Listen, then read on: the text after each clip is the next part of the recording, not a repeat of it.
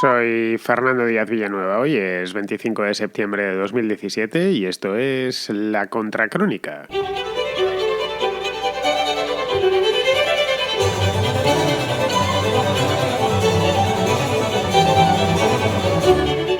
La Pax Merkeliana durará 4 años más. Ayer, como bien sabéis, se celebraron elecciones en Alemania y las volvió a ganar Angela Merkel. Como yo ya había dicho y como creo que había dicho, pues prácticamente todo el mundo, como había dicho todo el mundo a lo largo de las últimas 2 semanas. Pues bien, esta Pax de Angela Merkel durará hasta el año 2021. Lo que hará 16 años de gobierno ininterrumpido, una plusmarca solo alcanzada por Helmut Kohl hace ya mucho tiempo, entre el año 1982 y el año 1998. Los más viejos del lugar lo recordaréis a la perfección. Pero los resultados han resultado no ser tan buenos como esperaba la propia Angela Merkel y los socialcristianos alemanes. Su apoyo, que sigue siendo muy amplio, en torno a un tercio del electorado, está lejos del 41,5%, más o menos, y el 41,5% que tuvo en las últimas elecciones, en las de 2013. Salvando las distancias, está mirando un poco el histórico, lo voy a ver con más tranquilidad con vosotros a lo largo del programa. El panorama se parece mucho al del año 2009, cuando tuvo un resultado muy parecido, exactamente. Fue en aquel entonces del 33,8% de los votos.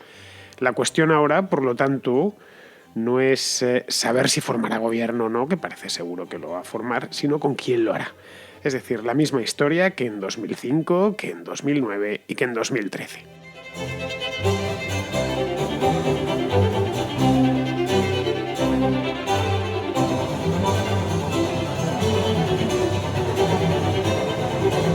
Como ninguno de nosotros somos alemanes, hay muchos oyentes de la Contracrónica que están en Alemania. Eso me consta porque me enviáis mensajes, me escribís, me mandáis WhatsApps, me mandáis correos electrónicos y demás. Sé que hay algunos patronos que viven en Alemania y no sé el número exacto de oyentes alemanes, pero sé que hay alemanes, españoles o hispanos que viven en Alemania porque trabajan allí. Y bueno, no habéis podido votar, o entiendo que no habéis podido votar, pero habréis vivido personalmente las elecciones sin demasiado entusiasmo, porque no, como bien sabéis, no se ha movido absolutamente nada la cosa allí. Pero bueno, quitando esta minoría, esta porción de oyentes de la contra que están en Alemania, pues el resto no lo hemos podido vivir de cerca. Y lo suyo es que hagamos un repaso electoral general, no ya de estas elecciones, sino en general de las últimas, para podernos poner en situación. Esto nos ayudará a poner en contexto los resultados de ayer y a entender mucho mejor lo que les espera a los alemanes a partir de hoy. Es decir, tener una idea general muchas veces es mejor elevarse sobre la realidad, sobre lo que ha sucedido de una manera casi como un helicóptero, como un dron, ¿no? Y tener una visión de conjunto te permite entenderlo todo mucho mejor. Vivimos en la época de los tontos hiperinformados que se acuerdan de las noticias, de la noticia boba de hace una hora, pero desconocen la noticia importante de hace 5 años, o la conocieron en su momento, pero se les olvidó. Vivimos en una época en la que la información sobra, pero parecemos todos peces. Se nos olvida, las cosas de hace un mes ya no le interesan a nadie, y no es que no le interesen, es que se han olvidado. No digamos ya las que sucedieron en el año 2009 o en el año 2005. Bien, pues en el año 2005 concretamente, es decir, hace 12 años, los que tengáis edad os acordaréis exactamente qué hacíais en esa misma época, pues aquel verano, a finales del verano, en el mes de septiembre de 2005, Merkel llegó al poder. Lo hizo además de una manera inesperada, porque llegó perdiendo votos y escaños con respecto a las elecciones inmediatamente anteriores, que habían sido las del año 2002. En 2002 no se presentó Merkel, la CDU no presentó a Angela Merkel, entonces en aquel entonces era mucho más joven, que no tenía esa pinta de casi ya abuelita que tiene hoy, es una mujer pues todavía de unos 40 y muchos años, pero bueno. No voy a decir que estaba de buen ver, porque Angela Merkel nunca ha estado de buen ver, pero tiene esa cara como de funcionaria del Este. Ella es del Este, entonces, aunque creo que nació en Hamburgo, pero de muy jovencita su padre era un pastor protestante y se fueron para allá. Ella se crió en el este de Alemania, esa cara de aburrimiento perpetuo, ¿no? Bueno, pues como digo, llegó y empeoró los resultados de su antecesor, que había sido un bávaro llamado Edmund Stoiber, que se había quedado en las elecciones de 2002 a solo 6.000 votos de ganarlas, con respecto a Gerhard Schröder, que ese mismo año se había presentado por segunda, se había presentado a la reelección, le había ganado en el 98 a Helmut Kohl, aunque no era demasiado popular. Aun con todo, durante aquellas elecciones de 2002, que fueron, recuerdo, después de unas inundaciones tremendas, las peores en muchísimos años, que fueron el mes de agosto, justo antes de las elecciones, agosto-septiembre, en el río Elba, en la cuenca del Elba, fue tremendo. Yo estaba, recuerdo, en Alemania, no paraba de llover, una cosa tremenda, y en un país que es básicamente llano, pues podéis imaginar, ¿no? Tampoco es que en Europa estemos muy acostumbrados a ese tipo de fenómenos y de catástrofes, como si sucede, por ejemplo, en el Caribe o en las zonas tropicales, y aquello movió bastantes votos. Schröder reaccionó bien y consiguió salvar la ropa al final. La cuestión es que ganó, ya digo, por solo 6.000 votos, ganó Schröder y pudo mandar 4 años más. Es decir, no llegó, estuvo de 2002 a 2005 y tuvo un mandato horrendo. Es cuando pasa todas las reformas que luego fueron entrando en vigor. La cosa es que Stoiber, que ya era mayor, se retiró y le dejó el puesto a la que era, en aquel entonces ya era presidenta, ¿no?, del CDU desde el año 2000, lo era Angela Merkel, que había sido una de las protegidas de Helmut Kohl. Merkel se presenta, no era en Alemania sí era conocida, pero por supuesto en el extranjero nadie sabía quién era, hoy todos la conocemos, pero en 2005, recordad, no teníamos ni idea de quién es esta señora que ha venido aquí. Algunos decían, va a ser la próxima Thatcher, ni en broma. Pues ha terminado siendo, no sé si la próxima Thatcher, pero sí gobernando muchos más años en Alemania de los que Margaret Thatcher gobernó en el Reino Unido. Bien, esta victoria del año 2005 fue una victoria muy, muy amarga, tremendamente amarga. Había conseguido ganar, pero empeorando los resultados de su antecesor, y solo había conseguido ganar porque Schröder se había desinflado, porque el SPD se había desinflado. Es decir, que el CDU volvía al gobierno, pero no lo hacía por la puerta grande, lo hacía por la puerta de atrás y casi pidiendo perdón. Bueno, tan de atrás que tuvo que pactar con el propio SPD, que sacrificó a Schröder, que sin dudarlo, una cosa fue aquello, lo decapitaron como en la Edad Media, y puso a un tipo llamado Franz Müntefering, lo colocó de vicecanciller. Ya está. Y luego, un par de años más tarde, es cuando a Müntefering lo sustituyen por Steinmeier, que hoy es felizmente presidente de la República, y la cosa se quedó así. En aquel entonces, en 2005, la diferencia entre CDU y SPD era mínima. Creo que uno había sacado un 35% de los votos y el otro un 34%, tenían muy pocos escaños de diferencia y fue un acuerdo casi entre iguales. Bueno, tenemos que sacar adelante esto, no podemos dejar el país sin gobierno, y más cuando hay que aplicar un montón de reformas que ya vienen aprobadas. Y el país además venía de una crisis económica, parece mentira, pero en Alemania también ha habido crisis económicas. A finales del siglo pasado, principios de una crisis económica pequeña, no muy severa, pero sí a los alemanes les preocupó mucho. La cosa es que, se llegó al acuerdo, se gobernó durante 4 años y fuera. Llegaron al año 2009, se plantaron ahí.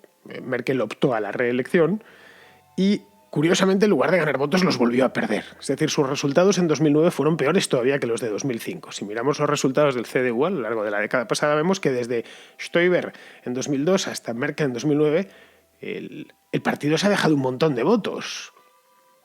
Es decir, ha perdido poder, en una palabra. En este caso pasó del 35,2% al 33,8%. Se palmó 1,5 puntos. Pero curiosamente sacó escaños de más con respecto a 2005, porque el SPD se hundió, lo cual vino a demostrar una vez más que en una democracia es tan importante sacar muchos votos como que tu adversario saque pocos. Y no basta solo con ganar, el otro tiene que perder. Y es lo que le sucedió a los socialdemócratas en las elecciones de 2009. Bien, aquel año el partido revelación fue el FDP, los liberales, el FDP de Guido Westerwelle, que en paz descanse porque este hombre murió el año pasado, creo que de una leucemia, siendo muy joven, tenía, no sé si era 53 o 54 años. Bueno, forma gobierno, coloca a Westerwelle de vicecanciller y todos están contentos, sin ningún problema. Estos años de 2009 a 2013 fueron muy buenos para Alemania. Mientras el resto de Europa pasaba las de Caín, especialmente la Europa del Sur, Alemania crecía con fuerza. E incluso se permitieron el lujo de hacer desaparecer de facto el desempleo. Han sido los grandes años de que todo el mundo se quería ir a Alemania a trabajar, no solo del este de Europa, sino también del sur, de todas partes. Ha sido una belle époque para Alemania, desde 2000, aproximadamente desde 2009 hasta la fecha presente, aunque esos años fueron especialmente buenos. Fue la legislatura dorada de la Pax Merkeliana, y eso obviamente tuvo premio. El FDP pagó, eso sí, muy cara, la alianza que había sellado con los conservadores 4 años antes, y en 2013 perdió de golpe, esto os lo contaba la semana pasada, la anterior, no recuerdo, perdió de golpe 93 escaños. A mí se me ocurren pocos castigos similares, pasar de 93 a 0. Es una cosa que ya venía cantada por las elecciones regionales, que en Alemania se van celebrando de una manera con una cadencia más o menos fija, y dice, bueno, ya han perdido Mecklemburgo, han perdido pues, Renania del Norte o Baden-Württemberg, Baviera y tal. Pues los liberales lo iban de 2010 a 2013, lo van perdiendo todo, y al final el palo final se lo dan, o el batacazo final se lo dan en el año 2013, las elecciones de hace justo 4 años. Bien, de hecho pasaron, ¿os dais una idea? Del casi el 15% de los votos al 4%, se quedaron fuera del Bundestag. Fue una catástrofe tremenda. El partido ha tenido que, de hecho, los liberales alemanes han tenido que reinventarse. Una parte de ese voto se fue a Merkel, que en 2013 obtuvo su mejor resultado histórico. Llegó a tener los 300 y pico escaños, 18 millones y pico de votos, bueno, y lo importante, el porcentaje electoral, que fue de un 41,5%. Lo mejor, mucho mejor que en el año 2005 y que en el año 2009, es decir, a su tercera, en lugar de desgastarse, había ido ganando cuerpo, eso se decía, recuerdo, hace 4 años. Bueno, hasta Merkel es increíble, ha mejorado con el tiempo, sus mejores resultados los está teniendo 8 años después de llegar a la Cancillería. Una de las razones por las cuales sucedió esto es que el SPD no se terminaba de recuperar. Consiguió ganar algunos puntos, no sé si 2 o 3, con respecto a los perdidos en 2009, pero vamos, no conseguía levantar la cabeza. De nuevo, lo que os decía antes, lo importante es que el otro pierda. Muy bien, pues en esta ocasión reeditó el pacto del año 2005 sin ningún problema, sin sonrojarse. En este caso con los socialdemócratas, formando pues, el tercer y último gabinete de Merkel. El gabinete que todos conocemos y que básicamente ha gestionado la recuperación económica de la zona euro y sobre todo la crisis de los refugiados.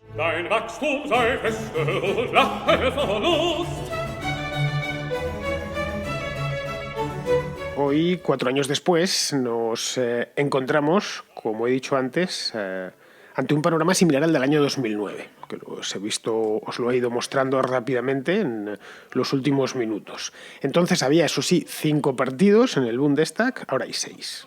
En 2009, concretamente, los partidos que había eran el propio CDU, la Unión Cristiano-Demócrata, que tenía el 33,8% de los votos, el SPD con el 23%, ya se habían separado 10 puntos, el FDP, ya digo, tenía casi el 15%, Die Linke, este partido de izquierda, filocomunista, que tenía el 11,9%, y los verdes con el 10,7%. Bueno, pues el pentapartito, ¿no? O el Parlamento, el Bundestag pentapartito. Ahora quedarían 6. Estaríamos ante un Bundestag hexapartito.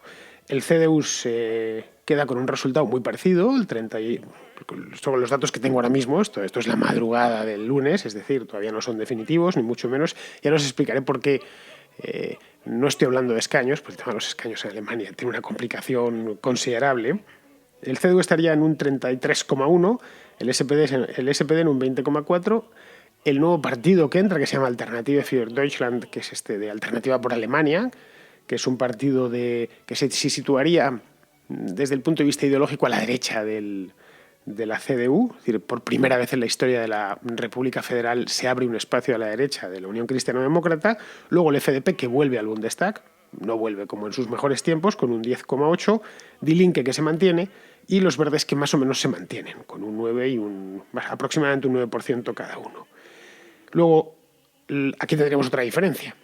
El tercer partido no sería el FDP, no serían los liberales, sino estos de Alternative für Deutschland. Esto complica un poco las coaliciones, como vamos a ver ahora.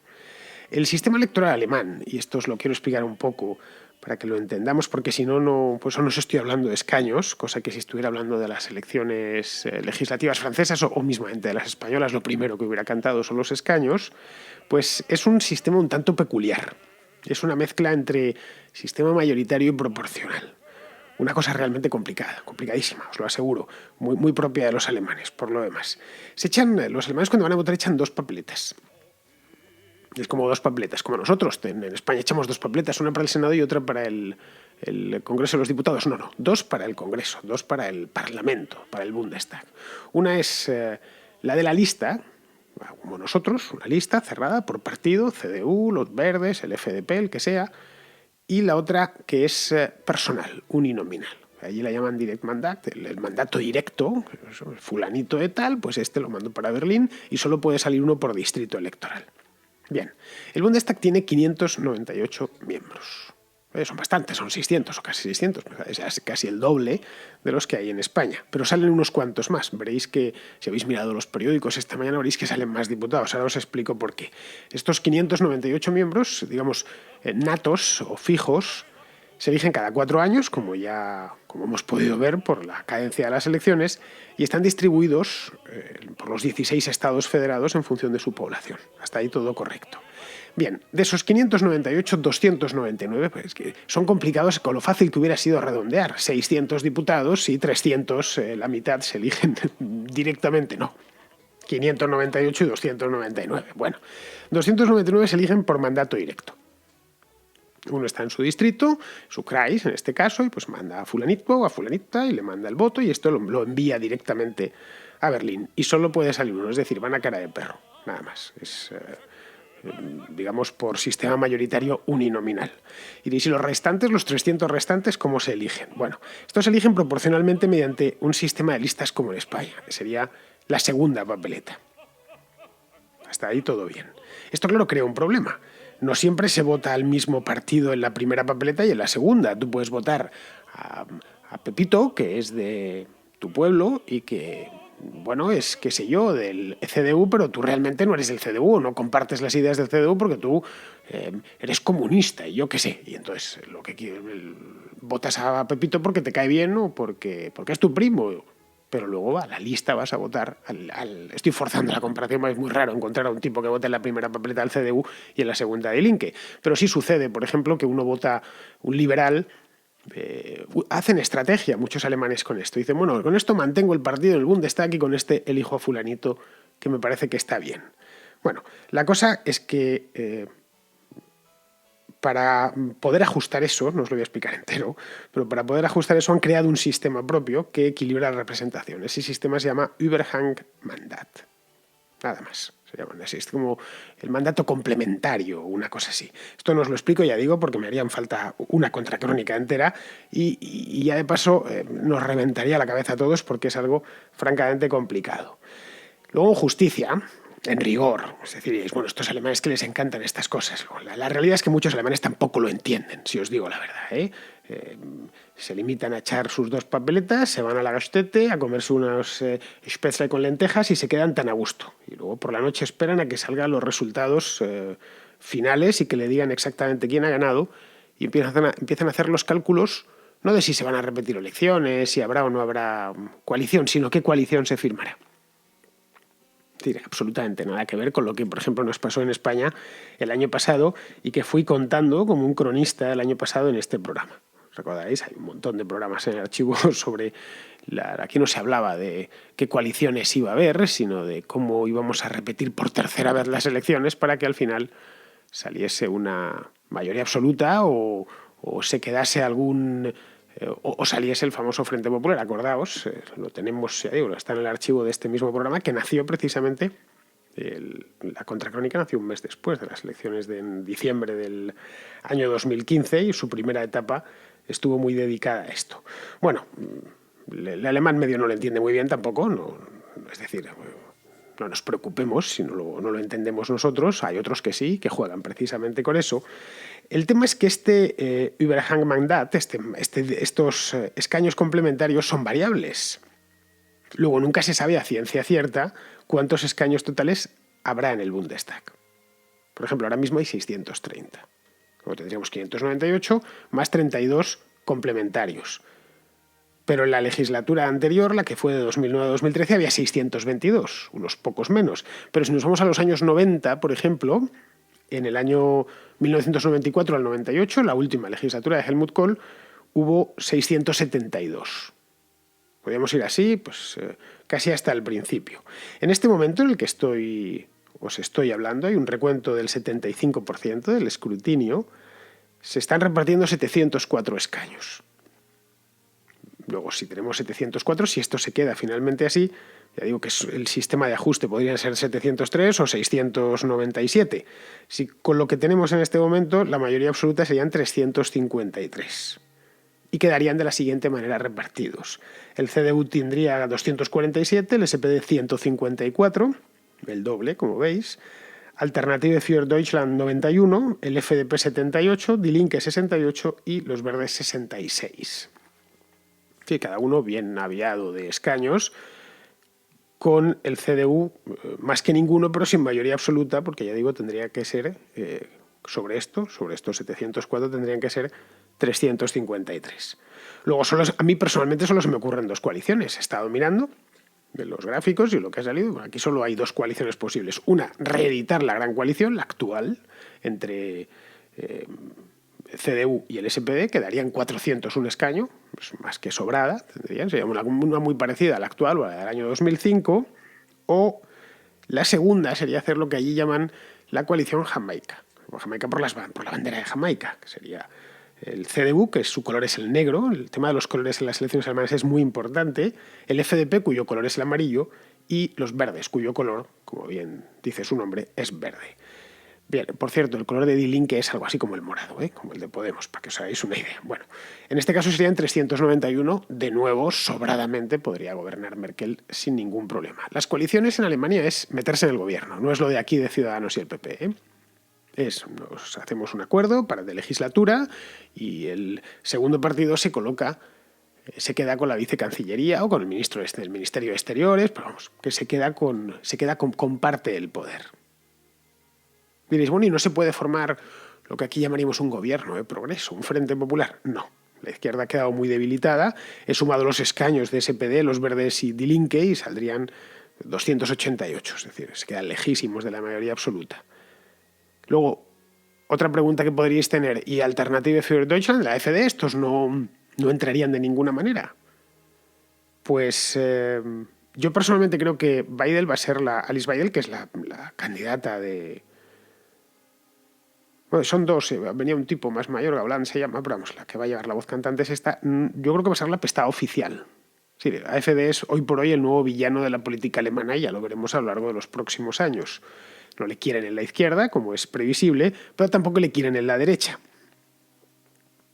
Si habéis visto las portadas de los periódicos, que si la ultraderecha, que si y no solo los españoles, que si los xenófobos, que si los racistas, que si tal, el populismo, entonces ya automáticamente están rodeados de etiquetas y se va a crear, esa es mi opinión, por lo menos una especie de cordón sanitario. Por lo menos ahora no sabemos dentro de 20 años. Los verdes al principio eran muy radicales y hoy por hoy son un partido plenamente homologable para el gobierno. No lo sé. La cuestión es que este es el partido que más ha subido. Ha pasado del 4 al 12% de los votos y es hoy por hoy la tercera fuerza política del país. Yo desconozco, no tengo ni idea por dónde irán las cosas, cuál de las coaliciones saldrán. Es decir, que es tan factible una gran coalición, de nuevo, reloaded, como una Jamaica. Diréis, pero ¿con los verdes? ¿El CDU puede pactar con los verdes? Sí, puede. Los verdes son un partido de izquierda suavecita, cuando no directamente de centro reformista. Hay estados como Baden-Württemberg, por ejemplo, en el sur del país, un estado muy rico, la capital es Stuttgart, donde gobierna una coalición entre verde y negra, ¿no? entre CDU y los verdes, sin demasiados problemas. Yo, de hecho, conozco personalmente a una de las consejeras, que es la consejera de Trabajo, que es del CDU, y su jefe, el ministro-presidente, el presidente de la autonomía del Estado federado, es de los verdes. Es un tipo que se llama Winfried Kretschmann y que es un tío muy de orden, un católico de Tuttlingen que en España sería considerado un facha peligrosísimo. Pide bajar los impuestos y va a misa todos los domingos. Ya digo que es católico practicante, ¿no? Así que no eliminéis que al final terminen en el gabinete, es decir, en el gobierno de Merkel, en este que va a abrir ahora. Es decir, no eliminéis ver uno o varios ministros verdes en el próximo gabinete federal, que será el cuarto y probablemente el último de la Pax Merkeliana.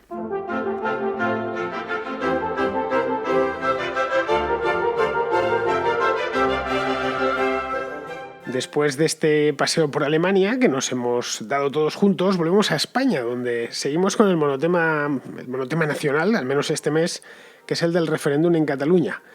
Pero bueno, esto es lo que hay, lo hablaremos y lo seguiremos hasta el día que termine. Y después, si empieza otra cosa, también la seguiremos. Solo faltaba. La contracrónica está aquí para eso, precisamente, para hablar, hacer una crónica de la actualidad.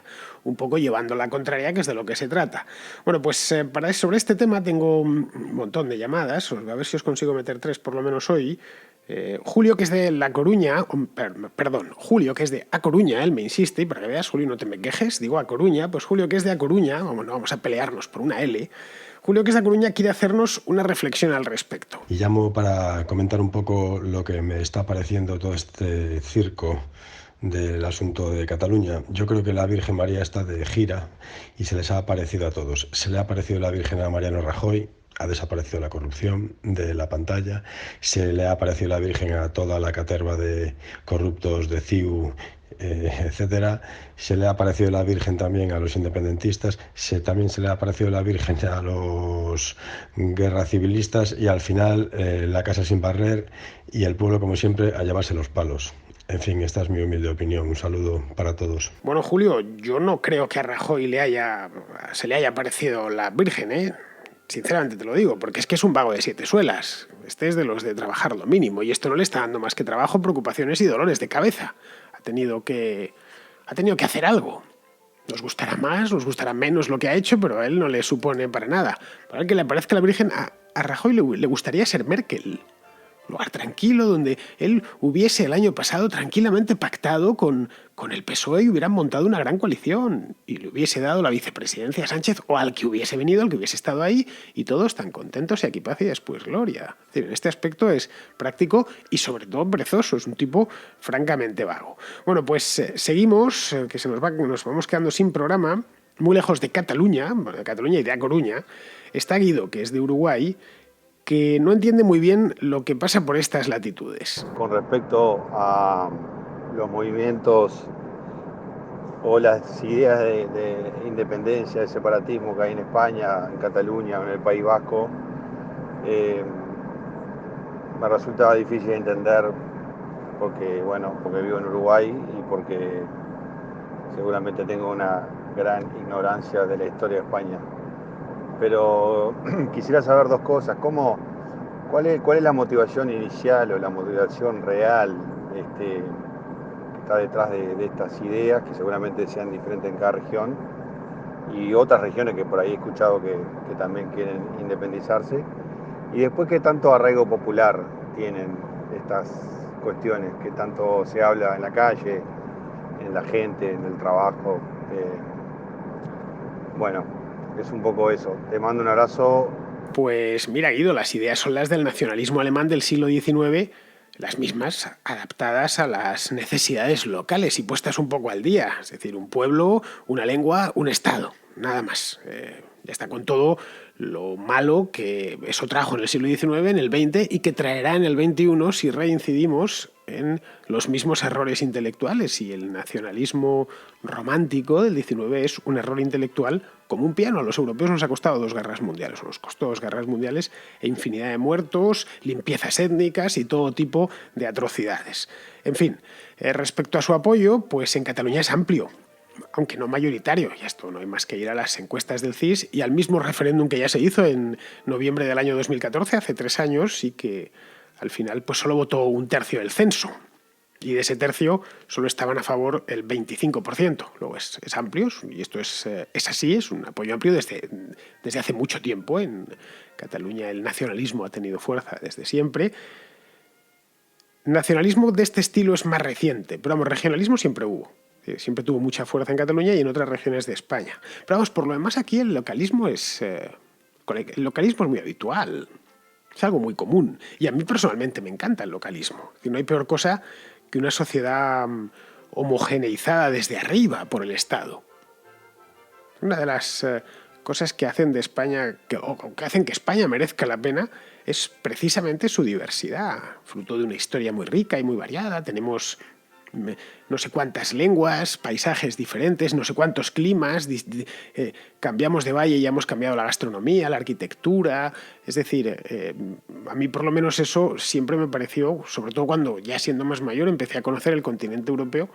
Dije, bueno, pues qué aburrida es Alemania, o qué aburrida es Polonia, o incluso Francia.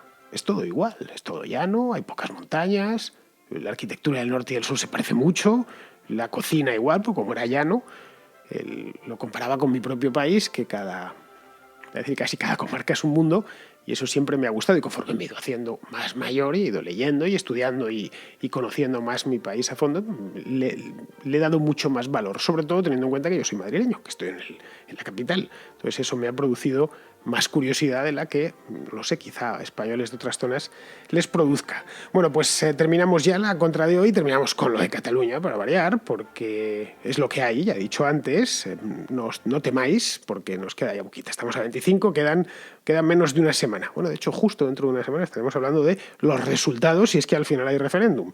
Bien, pues Pizarro nos quiere poner la guinda final al programa con una de sus agudísimas reflexiones. Según se acerca el día del referéndum, va quedando claro que son las posiciones del día siguiente las que interesan a la caterva política.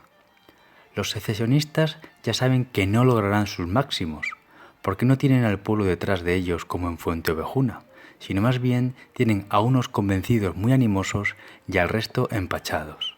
Así que el 2 de octubre les toca pensar en objetivos menores.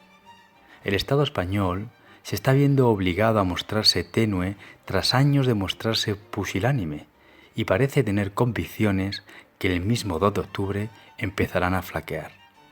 Total, que lo que pareció por un momento un acabose va a resultar un triste y penoso continuar.